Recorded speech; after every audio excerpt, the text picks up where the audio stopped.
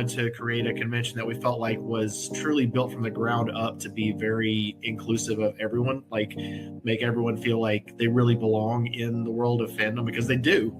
Everybody deserves a seat at the table and deserves to feel comfortable and safe attending events, and not to be shut out of like networking opportunities and fun stuff to do. So that was the original impetus, and it's been so much fun that we keep doing it, just because it's the number of awesome people that we've met along the way, and just how much everyone, including us, looks forward to that weekend in October every year. It's not that big a stretch to say that sometimes people do go and then come out a little bit changed on the other side of it, at least in terms of their new friends and their new thoughts on things, and like rejuvenated inspiration. I think the conversations is what Jesse means. When you come out of it and you've had all of these amazing conversations that you don't necessarily get to have in everyday life, people who are smart and funny and usually quite goofy, and it's becoming a family. And that starts with our show and our means of taking care of you, which is by entertaining you. And that involves us telling you all the reasons why you decided to attend. I'm sure you know them well. But now it's time to turn the spotlight on the Multiverse Convention with your host, Joe Compton.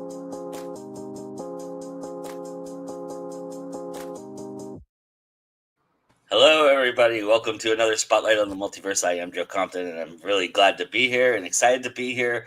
I have the awesome Ariyanna White with me right now, and I'm really excited to have you here. Thank you so much for joining me and being here. Tell everybody a little bit about yourself, please. Yeah, of course. Thanks for having me. So my name is Ariyanna. I'm a therapist, licensed clinical social worker, also big nerd. So I started Roll for Wellness about a year ago, and we specialize in how do we provide therapy while blending people's nerdy interests and making it relevant to like the life they live every day. I love it. I can't wait to talk about that. Is this your first multiverse? It's my first multiverse, yes. Yay. If for people who've watched this show, they know I love first timers. So welcome. Thank you for joining us. What made you decide to come to Multiverse? So I wanted to come for a while because I love conventions, but part of it is I love them so much. I had planned them out like a year ahead of time. So when I heard of Multiverse, I was like, ooh, the funds are not there. So I was like, I need to make sure intentionally, like this is a con that I go to, because kind of like in the intro, like I've heard a lot about how inclusive it is and how like that's a priority, and being neurodivergent, even hearing that like it's something that was considered during the con experience made me really excited to want to come. Yeah, there's a lot about inclusiveness and the diversity, especially. I think it's really a big key factor to what makes Multiverse a little bit different than any other con. Not only that, but it's a little bit more intimate, which I think helps this aspect of it as well. So I love that you sought that out. So. Are you going to participate in panels and things like that? Is that something that you're interested in doing when you're at Multiverse? Oh, I love panels. I love giving panels. I love being at panels. So it's funny because when you first start going to cons, or when I did, I was like, oh, it's Dragon Con. You get to see all these famous people. Yeah. But the more that I'm here, I'm like, I don't give a diddly squat about those folks. Like being able to like meet people who are passionate about the same things I'm passionate about and nerdy in the same ways. Like that's really the best part of going to cons. I agree. I think there's something to be said for that, especially at like a good con like Dragon Con, where you can sit in line for 2.5 hours waiting for John Cleese, but hey, there's this great panel. There's this great panel on black holes that is just down the road that nobody else is going to. Let's go there, right? Mm-hmm. Jesse says hello and welcome. That is our co-chair there. So it's welcoming you to his con. And then Nita says hello. It's so I'm sure then you got the 17-page opus that we talk about a lot here on that show. What was there certain things that interested you that you were kind of going, ooh, yeah, I'd love to be a part of that or hear that conversation? I'm trying to think, because I'm definitely one of those people who are, it's like, oh, what do you like? and my brain goes completely blank because I get so excited about all the things that I like. I did realize like it's funny because when you look at that, you're like, oh, what am I actually into? Right. Like, oh, I'm way more like a fantasy horror girly than I thought. Nice. And like while I like Star Trek specifically, I'm like, oh, some of the sci-fi stuff I've never heard of outside of Star Trek. So I'm really excited about all things Star Trek because that's something I don't get to nerd out about. I came to it later in life, like during the pandemic. I was like, oh, Nice. This is why people talk about it. So I'm like now getting my experiences to nerd out about that. And then of course Sinners. I want to talk to everyone who will stand still about it. So I'm excited about all things Sinners. I was just excited. Sorry, go ahead. We're doing a virtual panel on Friday about that very topic, so we're real excited to bring that to everybody too. So that's going to be a lot of fun. So just to give myself a little plug there.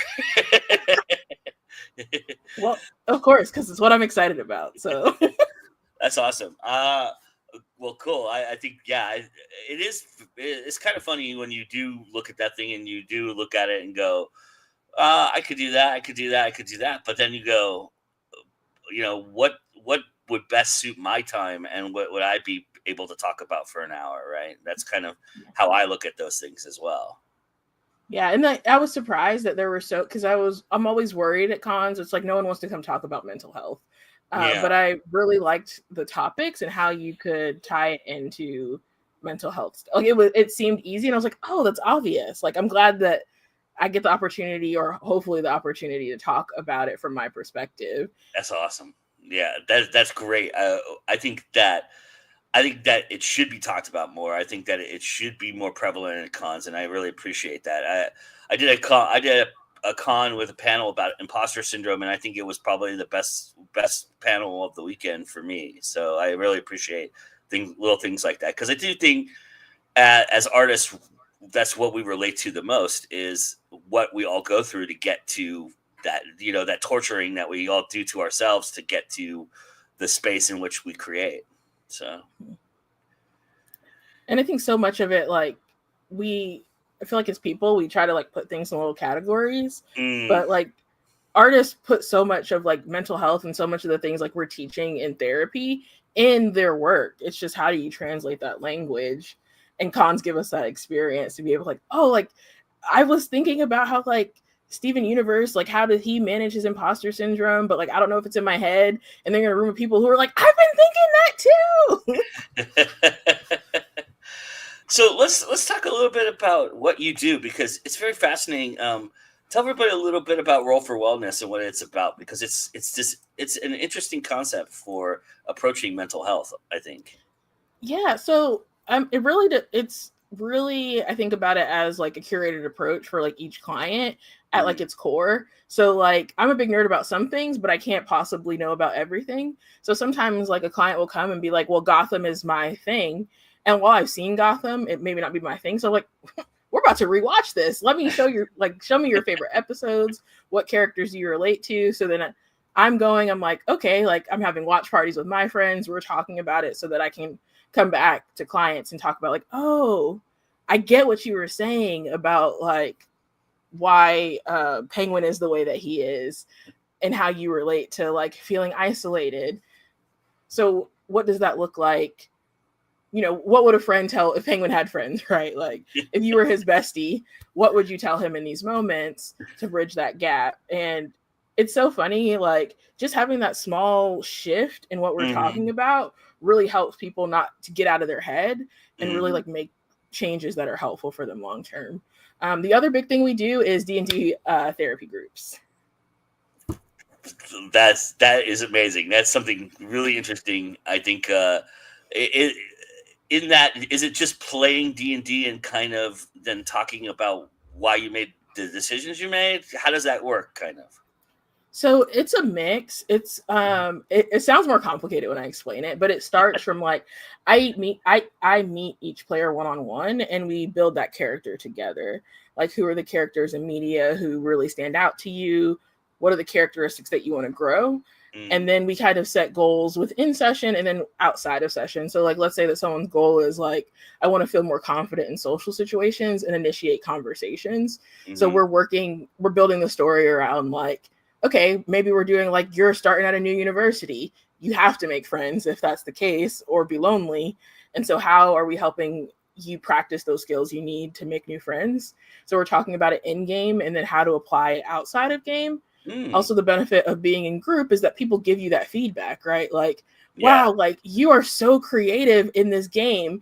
And hearing that, especially because a lot of times people who have never gotten that feedback or those compliments in other areas of life really help them give a new way to look at themselves and how they could be interacting in, you know, their day-to-day situations. How long are the sessions usually lasting? Does that vary per people, or is that something you put a set time on? It's typically 2 hours weekly because it gives enough time to kind of play. It also, like, you know, your personal D&D games, 4 to 8 hours, but that's not usually what people can sign up for therapy. So 2 hours usually works well. And it's usually 8 to 12 weeks. Okay, so you do put a cap on how long the game goes, even if there's not a resolution in the game itself. Oh, so here's the thing. I love making the story. I make sure there's a resolution. Like, okay. I would never leave someone hanging. You GM that thing to death. Yeah. That's cool. It doesn't. Do you? I'm curious. I'm sorry. I'm really fascinated by this, and if I'm stepping over bounds, just let me know. But is there a lot of people who deal with fears and things like that? Is there phobias involved with this, or is it more just an internal monologue of, you know, people dealing with, you know, imposter syndrome and things like, you know, things that are a little bit less severe in that trauma aspect, right? So for playing D&D, it tends to be less phobias because with phobias, there tends to be like a specific kind of experiential thing they have to go through. Yeah. So it is more people like who grew up with social anxiety. I work a lot with like late diagnosed autistic folks who are kind of like, I want to learn to unmask. I want to learn like how I'm coming off to people. And this is a fun, safe environment.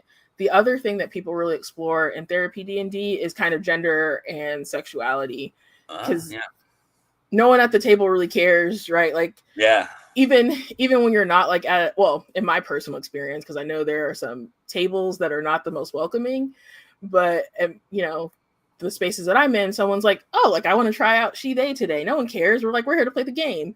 You want to be called Billy Bob? I don't care. Like, and so it gives people that space to like hear maybe what might be their chosen name, feel what pronouns feel good, and also just have fun. Like, I will die on the hill that adults don't have enough fun.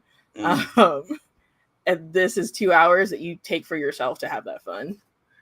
Do you simplify the mechanics of, because D&D can get complicated? So yeah, I'm sorry. My husband's been playing D&D for like over 20 years, and he gives me such a hard time because I'm like queen of rule of fun. I don't care so much about the rules. I know we need some kind of parameters, but at the end of the day, right, like we're playing this for connection. We're playing this for personal growth. I'm not arguing about a flank with you. I'm just not. Is there a specific edition you guys play? So we've been playing 5e, but there's also some special kind of D&D adapted module things that like therapists have made. So it's kind of a mix of both, depending on like what kind of story we're trying to tell. Interesting. That's I never knew that. Is that stuff that's available, or is that stuff that you guys just hold on to for sessions and things like that? No, so it's available. There's several organizations that train people. Like my husband got trained to be a therapeutic DM, even though he doesn't have therapy experience. Our goal is to like run games together because, like I mentioned, he's better at the rules, and of course, I'm the therapist. So there are like places like Geek Therapy that have a lot of this information accessible, so that you can like learn how to create these experiences. And even if you're not a therapist, some of them are really good about like, how do you create a more inclusive space where players can feel safe to not have therapy, but like you can still have therapeutic experiences with your friends, right? In D&D, you might be a little bit more vulnerable than you normally would be in just like a one-on-one conversation, like, and it gives you that opportunity. I also think maybe vulnerable that's an aspect of it. But I also think there's might be some comfort in doing something that you're familiar with or that you like, that opens you up a little bit. Do you find that? Do people open up a little bit more because they're in the environment that they would normally be in? They just haven't experienced the therapy aspect of it before? Yeah, I joke and say that, like, how do I explain being a therapist badly? It's like bullying people into being kind to themselves. And I feel like that's what you do as a DM, right? Like, you're helping them create this character, recognize their strengths, and like throwing all these obstacles. And like, it seems like players love it when you're meaner. And it really, like, it gives them that chance of like, okay, oh, I've grown in all these ways. My character is awesome. I'm like, baby, that's you. Like, you didn't suddenly go to school and become an actor. You're not like, you're not the Critical Role team. That is all stuff that's within you that you can carry into other areas of your life. And like you said, knowing the game and having it be a game allows people to access that part of themselves. What is it given for you? I'm curious what it does for you as a. I would love to hear as a therapist, but also as a player. How have you become different because of doing these games? As a therapist, I think it's really pushed me towards that, like, healing doesn't have to be so painful. And like, it is hard, but it doesn't have to be like I'm sitting in a weekly office crying my guts out. It really has enforced this idea that we can heal in community and grow together. As a player, I think it has made me more creative and patient, because I too tend to be like a perfectionist in a lot of areas and feel like things have to be all on me. But you can't play D&D like that. Like, you have to, well, you can, but again, right, like, fun for everyone, having a good time is like, we're working together, we're building together, and we're not, holding on to those same expectations we have of ourselves in our everyday life. Do you play outside of your therapy sessions, D&D and things like that? I do. My partner actually came up with his own game, funny enough, called Multiverse. So we mostly play that, but I'm actually starting a new group with my friends. That's D&D 5e. So, and I'm not like, I think a lot of people feel like it's inaccessible to be a DM. I'm not super, like, I don't write my own stories. I'm not a homebrew girly. I love outlines, and then I steal and pick from other media, and here's a story. So, I think it's also allowed me to do that. Like, most people are not building stuff from the ground up. Yeah. We're working together. We're picking and choosing. It's going to be great, and we're going to have fun. Yeah, that's why, when I asked you about the mechanics, that's they're built in, so it's very difficult to get around some of those things if you're playing a certain aspect of a game that already has them, right? So building them from scratch is a whole different animal. Is your partner going to be with you at Multiverse? He is, yeah. Oh, you guys got to bring this game then. You got to bring it. I mean, it's too meta not to bring it. You've got to bring the game and let people play.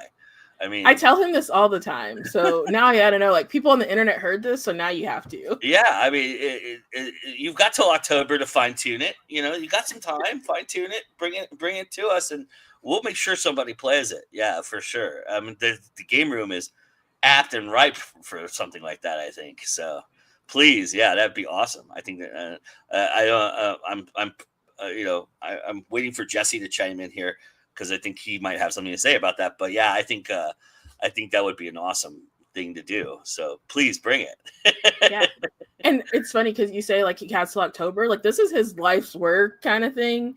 He's been making us play test it for years. So see, yeah, now you got to get somebody else on that then. Yeah, you got to, if nothing else, come and play it on our network. We do a live gameplay every month. So we would love to test play it if you guys have the opportunity. We would love to do that too. So that would be awesome.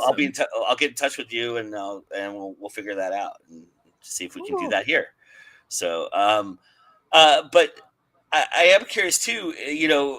In your other games, does therapy, Ariyanna, seep into regular Ariyanna player, or do you you've learned to compartmentalize and separate the two? The longer that I'm a therapist, the longer that I feel like there's not really two versions of me.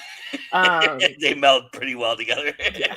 There's one who might say it nicer, which is usually the therapist version of me. but like they have the same opinions and thoughts and approaches. Yeah. So yeah, Jesse says definitely bring whatever games you want. We have room for just that. Sean Hillman might even schedule a game for you if there's space in the schedule. There you go. Yeah. I don't know if you heard, Jesse, but it's the game's called Multiverse. I think it has to be there. But anyway, yeah. So that's awesome. So with Roll for Wellness, how do people get involved with that? So right now we're actually recruiting for our next group that we plan to start mid-August. So like our website's easy, rollforwellness.com. Just shoot us an email and say that you're interested. Right now I can't take any more individual therapy clients. I'm booked solid, but we are recruiting for the group. And we also do community events specifically for neurodivergent folks. Where we're focused a little bit on North Georgia right now, but occasionally we'll partner with local game shops across Georgia and do like mental health days. So those are nice too, especially because I found like as a therapist, I'll work with someone on all of these social skills. And really it's not skills, it's confidence and like finding the communities who accept you. But it's really hard to find communities. So I was like, let's create one. And we have a Discord that's also on our website. So like this week we have like Thursday night anime watching night. We have in-person events. So it's another way to get connected. That's awesome. So it's not just the playing the game. It's a community you're building basically. Yes. Yeah. That's awesome. What's the anime of choice recently? What are you guys watching? I don't know. We just finished Madoka Magica, and the next one I said I'll just be there Thursday night. I don't care. I trust you because one of the facilitators, her name is Mallory. She is like an anime aficionado. She's put me on to so many good things. So I'm like, I trust you, girl. Like I'll just be there and show up when I need to. I mean, anime and D&D have kind of an interesting connection, right? They're kind of intertwined in a lot of respects because they utilize the same kind of storytelling techniques. So it's kind of interesting. So for you, what has been your favorite game to play? Do you mean like just like the story in D&D or just game ever? Either one. I would love to hear answer for both, to be honest. Yeah. Okay, so my favorite, so I guess it wasn't D&D, it was when we were playing Multiverse, but, you know, I'm a girl, so it tends to be mostly guys at the table. There was this story where there was this bunny lady and all her kids had turned into ghouls, so she was like, sorry, it's a little graphic, she was like harvesting the graves of the local town. And like all the guys were like, it's good or bad. She's bad. Like graves shouldn't be disturbed. And I'm like, what are you talking? Why are my friends the police right now? No one is getting hurt. Like, so we their plan was to destroy her and kill all her babies. I snuck around them, gave them money because we were like high level at that point. So we had like bukus of cash, stole money from the party, stuck her to a town where ghouls lived. And that's like, we still talk about it. This was probably 2 years ago. And they're like, Ari, we understand why you did it, but we hate you for it. And I think just like the engagement that we all have in it and that we still talk about it, it's like, oh, like this is why we play. That's awesome. My favorite casual game is Betrayal on Haunted Hill. I just like wanted to throw that out there too. Nice. So you're a big fan of Sinners and Star Trek. What Star Trek are you most apt to talk about? Which series? Deep Space Nine. I love the gray area. If I talk about anything else, I get on a tangent about how the Federation is kind of evil and controlling. So Deep Space Nine, I'm like, oh, here's the gray area. This is where I love to live. This is like the reality of, struggle. But I say I love them all except for Voyager. That's the only one that I haven't been able to get through. Even like the original and Generation, you're okay with those? Mm-hmm. Love Even though they're a little dated at this point. Next Gen, still amazing, even as dated as it was. The originals are just funny. Like you go into it knowing it's old, so you're like, first of all, like this is really progressive for its time, and I'm laughing, right? Like, yeah, this is ridiculous. Yeah, Plus, it sets up a lot of what the other series end up doing too. So I think I think it has merit, right? It has a it has canon within the universes, because without those, all these other ones that you're talking about don't even have certain things that Easter eggs and things like that would be sought after by fans a little bit, right? Yeah. And we can get a little tongue in cheek. Everything doesn't have to be so serious. Yeah, right. Especially in space. Can you imagine like dreaming of a future where things still suck and they're still so serious? Like, I don't want that in my TV. Yeah, or my life. Right. There's enough drama in life, you don't need all that, right? So, anyway, well, Ariyanna, I really appreciate you coming and talking to me and sitting down with me and giving us all this great insight about what you do and who you are. A really great conversation. Thank you so much for being here.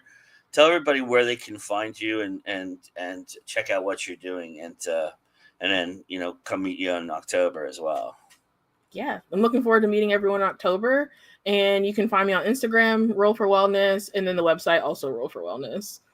Awesome. Everybody go check that out. It sounds like a wonderful, wonderful program and a great opportunity. If you're neurodivergent and you need some help, I think it's probably a really good opportunity for you to be a part of that. And everybody, maybe we'll see everybody playing some Multiverse at some point. Yeah. Thanks so much. Yeah, no problem.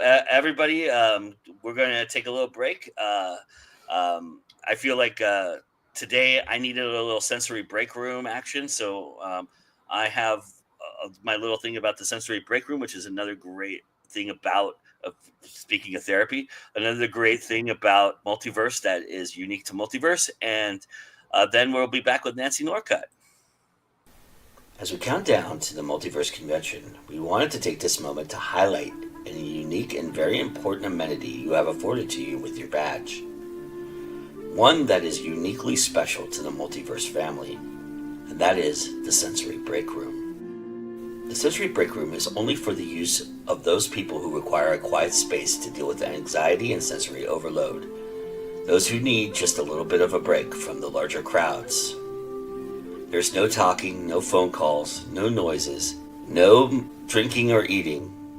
Some of the materials you'll find in a sensory break room are weighted and regular blankets, earplugs and individually wrapped earbuds, white noise machines, adult coloring books and other books for quiet activities, and bottled water.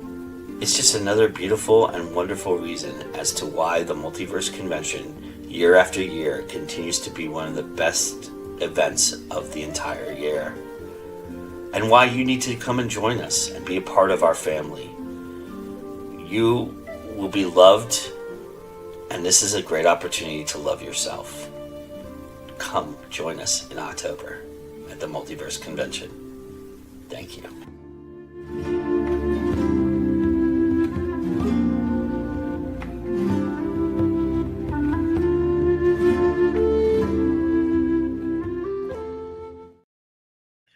Perfect way to bring Nancy in. Hello, my friend. How are you? I'm good, Joe. Thank you so much for having me. Tell everybody a little bit about yourself for people who don't know you. Well, I write historical fantasy, sometimes with and sometimes without strong romantic elements for Falstaff Books. I also write several different kinds of romance, and with Jeanne Adams, I write a science fiction series called Outcast Station. And I've been a fan of comic books since I was 8 years old. So that sort of led to my becoming the comics track director for Continual, which we like to call the convention that never sleeps. And so I spend a lot of time talking about imaginary friends with people. Yeah, we had a nice conversation. I think it was about like series we love or something like that. And I think I was on one of the episodes with that. Yeah.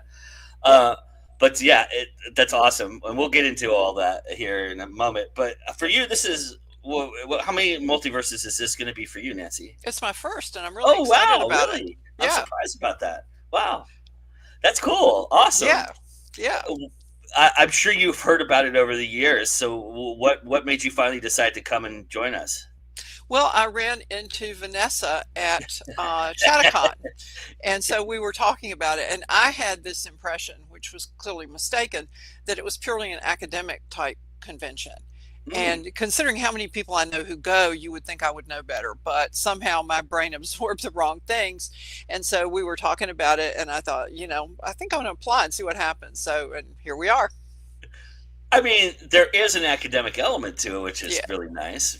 They have the Learn track, which I think is a very, very cool aspect of what Multiverse brings. And it is, it's all about academics and creating academics around what we love. So that's kind of a cool aspect of it too. So, but that's cool. I mean, you probably know 90% of the people that are there.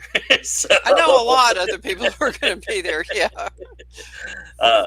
But yeah, it's. I'm glad you're going to get a chance to experience it. That's cool. Did you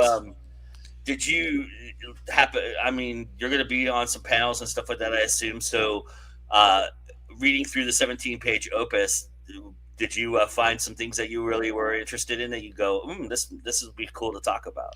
Yes, several. Please don't ask me what they were because I have no retention memory for that kind of thing. But if you give the same answer everybody else does, it's 17 pages. I totally understand. Yeah, okay. But that's cool that you found several, though. Yeah.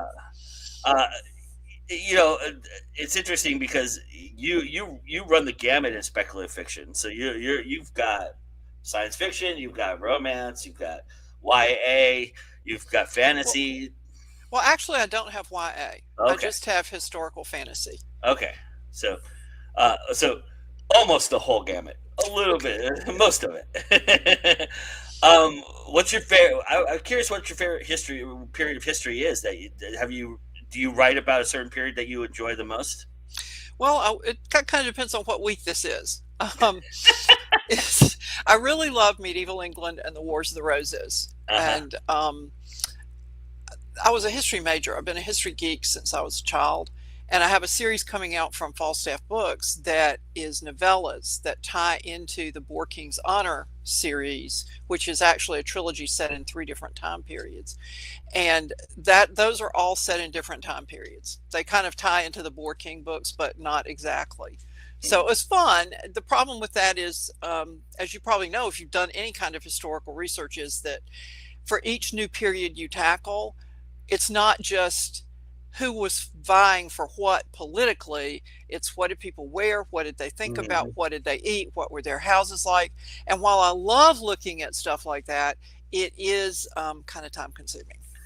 Yeah, and also if you get like one little inkling, like did they have brass handles or something that's so weird, you just go down a rabbit hole and you never come out. It's kind of one of those things. Yes. That's the hard part about it. And then also figuring out what to include in what you're writing, because it has to move the story as well. Right. It's like I used to work with somebody and we'd read each other's stuff and she'd go, okay, all this stuff from page 11 to page 12 at the bottom, nobody cares about that but you, get rid of it. But sometimes you need somebody to be blunt like that with you. And working with her really did teach me to, on the edit, when I go back through, to go, okay, how many people who are not me are going to care about this? Yeah, and you're covering an area that I think that John doesn't dabble in very often. So you've got a kind of a niche with Falstaff in that respect. So yeah, it's romantic historical fantasy is probably the best way to describe it. So there's a different romance arc in each book, although the plot of each book is primarily a fantasy. It's just got strong romantic elements. And the Merlin Club series has very little to no romance in it. But there's only one of those out at this point. Jesse says, glad you'll be joining us, Nancy. Oh, me too. Thank you, Jesse. It's interesting because I know you've hosted at Continual for a while, and you do a variety of different hosting, especially in the comic realm. What would you say is your best advice for somebody to come on your show, which I think you can apply to being a panelist at a convention? Are you asking me how people get on our panels, or about? No. I'm asking you if they're on your panel, what would be your best advice for being on that panel? Oh, the first thing I would suggest to people is, if you are an author, have an elevator pitch description of what you write. Nice. And if you're going to come on hot off the press to talk about a particular book, that goes double. Because as we go through hot off the press, which for anyone who doesn't know is our show spotlighting people's new and upcoming releases, we're going to talk about the characters and the plot and the research and the details of the story. So every once in a while, someone comes on a panel, not necessarily hot off the press, and they start talking about their book. And by the time they stop talking, we know everything there is to know about the book. And so, that kind of makes the panel repetitious when we go through that. So that would be my top thing to people, is just have a short way to describe what you write. And sometimes actually I have fallen down on that when talking about the Wars of the Roses, because it's cousins fighting cousins and rival claims to the throne. And it can be really confusing. And I finally decided that in the effort to make it clear to people, I was just making it more garbled. And I should go for a couple of lines and be done with it.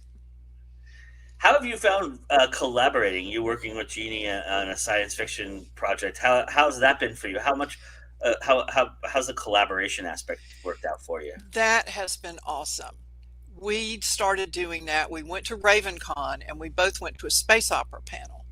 And we were talking about a week later. And I said, I've never written a space opera, but I kind of like to. And I have written a lot of Legion of Superheroes fan fiction, which has a lot of space opera elements in it. And she said, me too. Let's do it together. And we decided at the top, we're going to try this. And if it doesn't work, either one of us can say, you know what? I think I want to step away, and it'll be no harm, no foul. Because I really think you have to do that with a collaboration, especially with friends. Because I've tried to write with other friends, and we just didn't look at the story the same way or the characters the same way, and it wasn't working. Yeah. And if you're not in sync, you can jeopardize a friendship by trying to push through that. So I've just been delighted that Jeanne and I have meshed so well on these stories. Yeah, there's a lot to say about chemistry, I think, for sure. Because I think, ultimately, you also don't want the audience to go, well, these are two different stories, right? Mm-hmm. Because sometimes you don't even see that. I've read collaborations where that's happened, and I'm going, how did this get published? Because it is really two different people doing two different things. You can almost tell, if you know the people who are writing it, you can almost tell what part they wrote. And I think the magic of chemistry is that you can't tell that. Yeah, I would agree with that. And what we did to begin with is we each wrote a novella, and then about newcomers to Outcast Station, because we thought that's a good way to introduce the world to readers as well. Yeah. And so then those two novellas are in Welcome to Outcast Station. And we did the same thing for Christmas on Outcast Station. But we're coming up on a new experience in that each of us is going to publish a novel in the series this year. And at the very end of the arc, which is 5 books, we are going to co-write a novel, which we haven't done before. We plot together, we build the world together, we read for each other. Because if I use a character Jeanne created and I inadvertently spill something that she's setting up for later, she needs to know I'm doing that so she can say, don't do that. So it's been interesting. It's been a lot of fun. And we actually talked to some people who co-write novels to see how can we make this work smoothly and make it a smooth experience for readers. Wow, that was smart. I appreciate that. That's amazing, because I think that's a good way to approach it too. Because if who would have a better perspective than the people who've done it before, right? So yeah, exactly. I'm curious. In your hosting gig at Continual, has it made you a better panelist? Do you feel like you're a better host, a better moderator, better panelist from doing those events at Continual? Yes, and it certainly made me better about cameras. I had a radio show in the college radio station when I was in school, and so I no longer have microphone paralysis. When I sat down to do my first show, I flipped the mic, and froze. And we're talking about a 10-watt college station. This is not like it was going out to all of North America. And I was just sitting, and the paralysis crept up from my feet. And it's like they cued me and nothing came out. And the station manager came in and he started the next record and he said, okay, I'm going to sit over there. You look at me and talk to me. And don't think about the probably 6 students who are listening to this right now. And so I kind of got used to that, but being on camera felt different. And so I'm kind of used to it now, but yes. And it's made me focus on, okay, wow, that was a really good thing that person did. I need to totally steal that. And on the flip side is, that wasn't so good. I need to be sure I don't do that. So yeah, I think it's made me better. Do you feel like it translates to live performance and like at a panel at a con and stuff like that too, or is that a different experience for you? It's pretty close to the same. I used to teach at the college level. In fact, I taught a class called Science Fiction, Fantasy, and Society at UNC Charlotte. And so I've done panels at romance writer conferences before. Sure. And you spend that much time in a classroom 3 days a week, you get used to talking in front of people and dealing with questions when people have them. And it really does teach you to keep an eye on the clock because you only have so much time. And so you need to get through the material for the day and still plan it for enough time for them to have questions. I really appreciated your moderating style when I was on the show. Oh, well, thank you. You make sure that everybody's engaged, and you do a really good job of getting your question in and then stepping away and letting the people who are there to talk. And I think that is a key element to being a good moderator, especially at a con where you have, like you said, only 47 minutes to kind of get some points across. You want to make sure that the people are there getting their point across and not, doing, I'm sure you've done panels with John Hartness, and nothing against John, but you have to wrangle him a little bit sometimes, it's things like that, right? And so I think there is a magic to that. Would you agree? I don't know that I'd call it magic. I'd call it more a combination of practice and luck.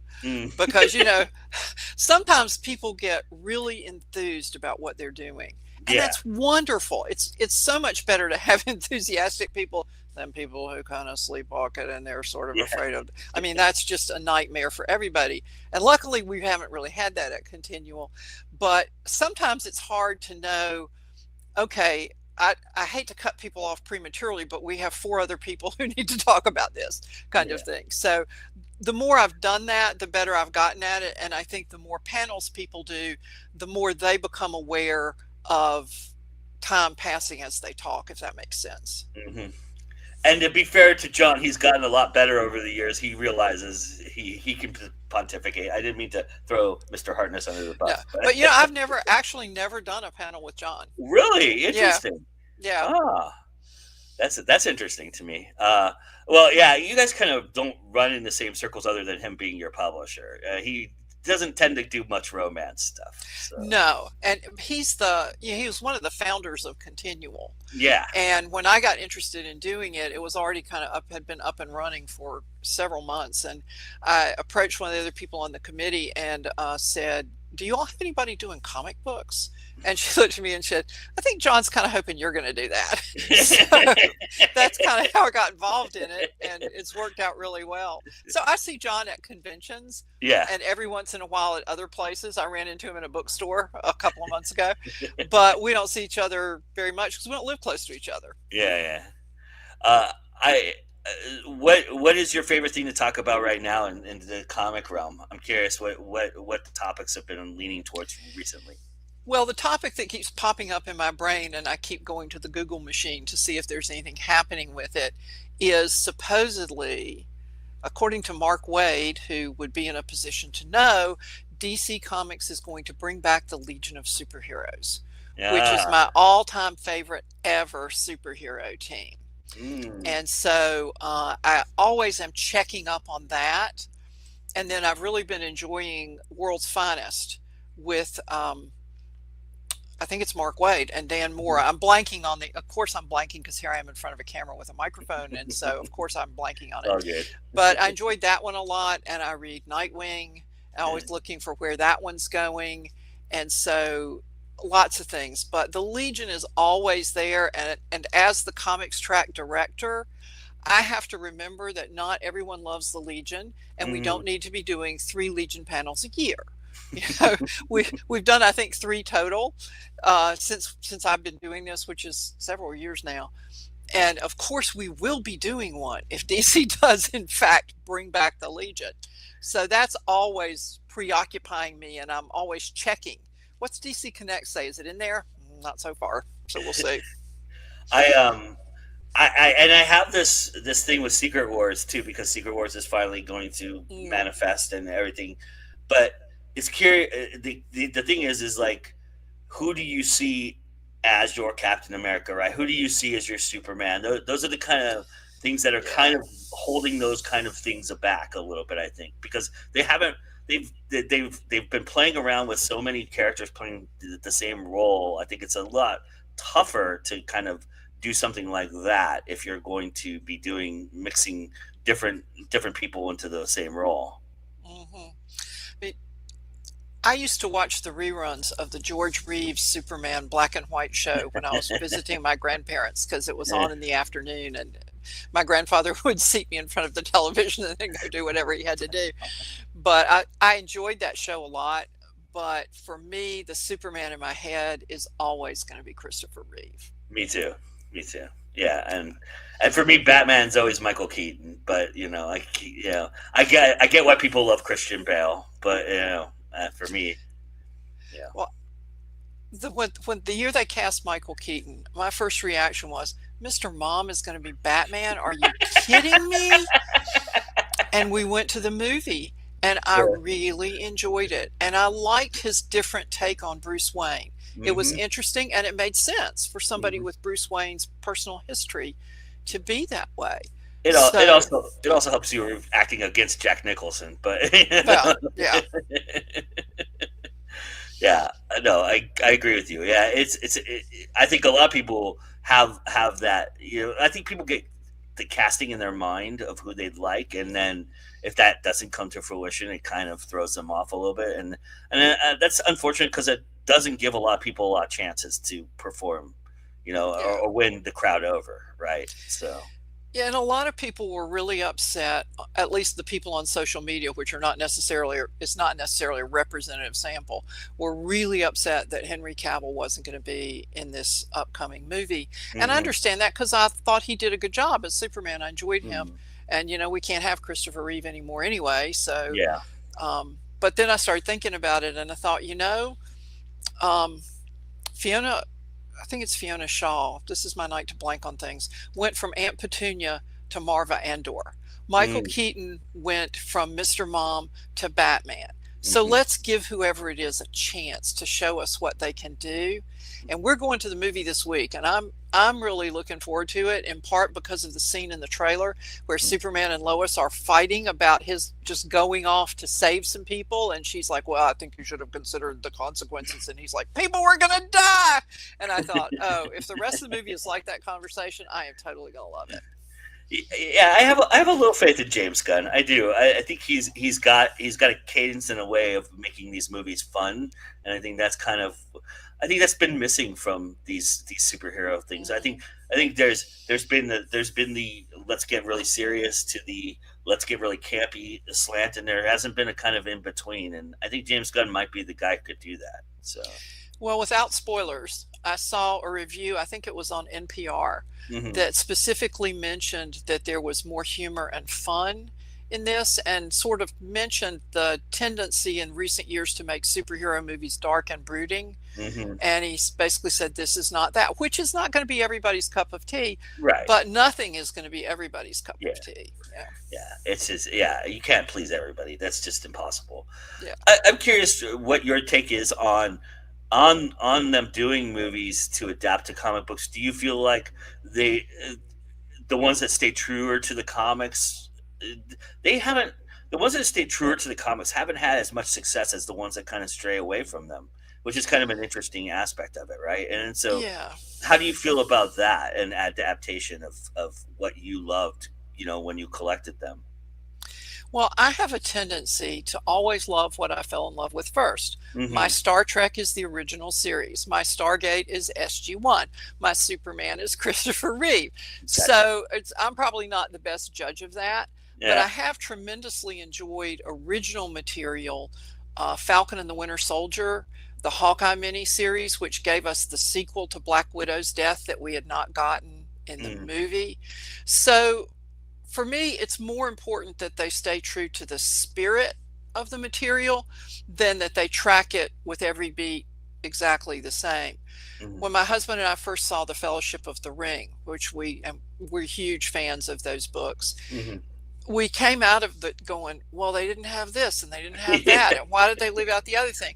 And then we went back and saw it with our son, who was pretty young at the time.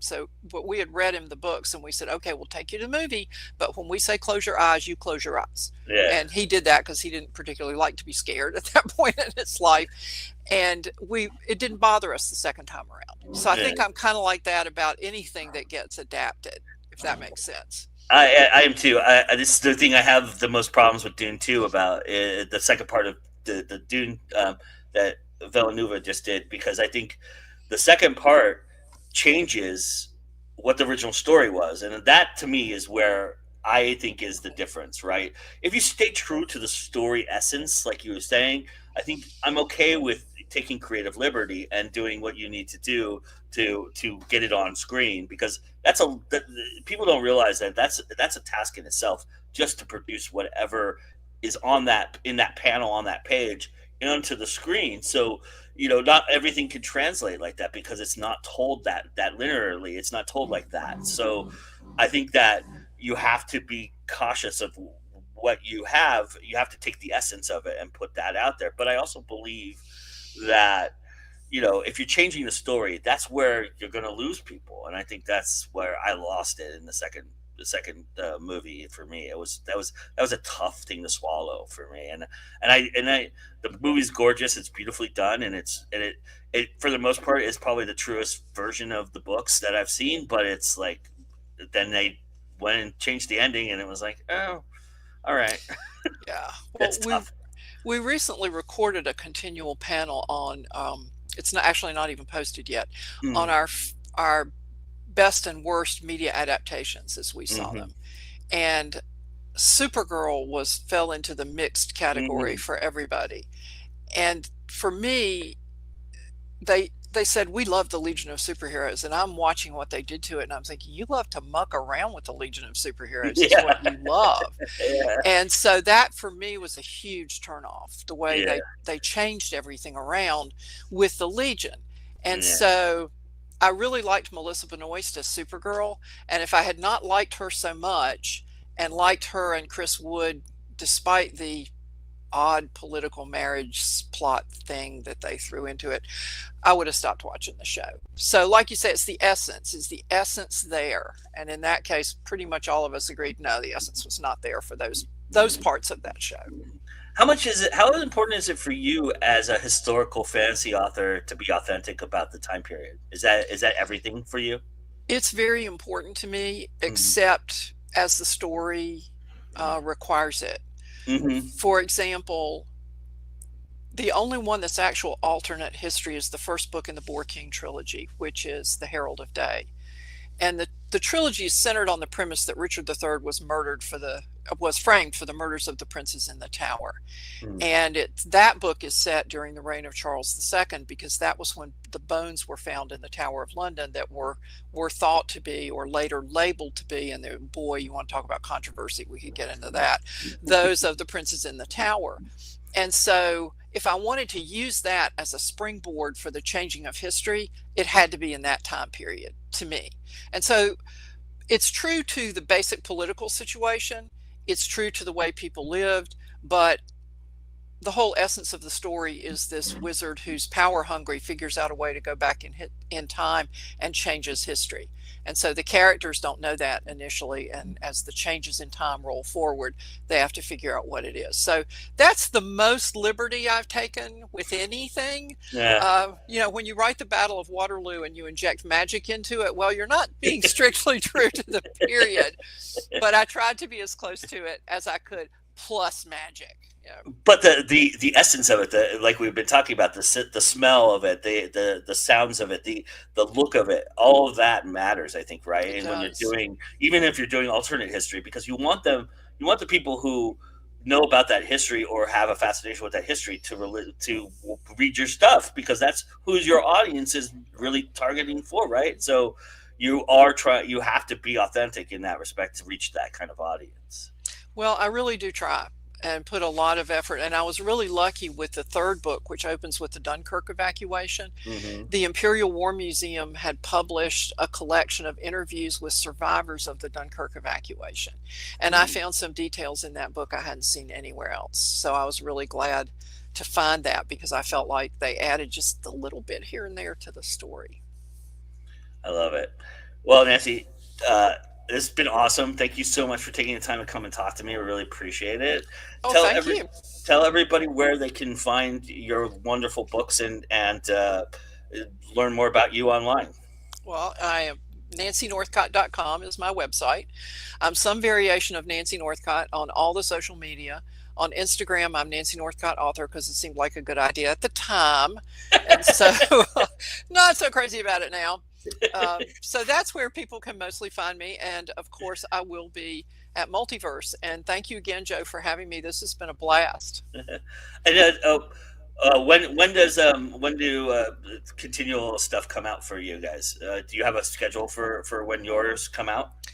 In theory, we have a schedule. I know that all too well. Yeah, I relate to that pain. But the committee is 5 of us. And one of us travels extensively for work, so we're not always quite on it as much as we can. I try to drop Comics Lair on Wednesdays. And so the Facebook is the HTTP stuff, facebook.com/groups/continual. And then if you search comics, our panels will come up. Awesome. All right, everybody, go check that out. Go check out Nancy's work. Thank you all for being here. We hope to see you in October at Multiverse, everybody, because that's where it's happening. That's why I have all these wonderful people joining me, because they're all going to be there, and it's going to be a really fun time to engage with them. And are you selling at Multiverse, Nancy? I am. Are you at the Falstaff table, or are you going to be at your own table? I think John will have the Herald of Day and its companions on the mothership, as he calls it. Yeah. But I will have a table also. All right. So everybody, if you're at Multiverse, go get some books from Nancy right away. Go right to her table and do that, and have her sign them and everything. So that's awesome, everybody. You can do that only at Multiverse. So go sign up right now, please. And remember, that's always time to go indie now. We'll see you again soon. Bye, everybody.